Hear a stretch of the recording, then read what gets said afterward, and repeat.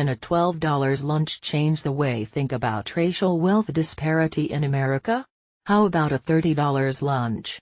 That's the premise behind a social experiment playing out in a New Orleans food stall. Chef Tunde opened his pop stall in the city's Rue Carré venue in early February. The listed price for the Nigerian food is $12. But when a white person walks up to order, they are asked to pay $30. Why? It's 2.5 times more than the $12 meal, which reflects the income disparity between whites and African Americans in New Orleans, says Way. The median income for African American households in New Orleans fell from $32,332 in 2000 to $27,812 in 2013 in inflation-adjusted dollars, according to the data center's New Orleans Index at 10. Over the same time, median income for white households in the city remained roughly the same, $61,1117 to $60,070. In 2013, the median household income for African Americans in Metro New Orleans was 54% lower than for whites. Way says when white customers come up to his window to place an order, he tells them about this racial income gap and then asks if they want to pay the higher $30 price. They also have the option to pay the listed $12 price.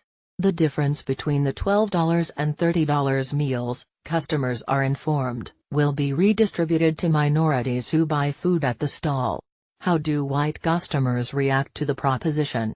Some of them are enthusiastic, some of them are bamboozled a bit by it, Way says. But the majority of white folks, nearly 80%, decided to pay. That was definitely higher than we expected, says Anjali Praser-Tong, a graduate student in public health at Tulane University who helped Way design the experiment and collect data. Customers who agreed to buy lunch were asked to fill out a brief survey online. A subset of these diners were also pulled aside and interviewed about how income and wealth disparity has played out in their own lives. Praser-Tong points to one anecdote from an African American customer whom she interviewed.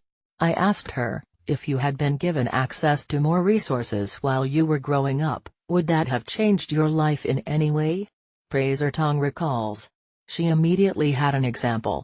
The woman told Praser-Tong that when she was a college student, she was offered an unpaid summer White House internship in Washington, D.C. But that meant she would have had to find a way to support herself in another city instead of spending the summer earning money that she could use to help pay for school in the fall. The woman passed on the internship, Praser-Tong says, because she realized, oh, it's just for rich people. Meaning students whose parents could afford to subsidize them while they worked for free. She still went on to be successful, but if she'd done that internship, who knows what she'd be doing. One of the things I took away from interviewing people was a greater awareness that people of color have thought about wealth disparity and how it has touched their lives and the kinds of things they've lost out on because they didn't have access to the resources their white friends did, says Praser-Tong.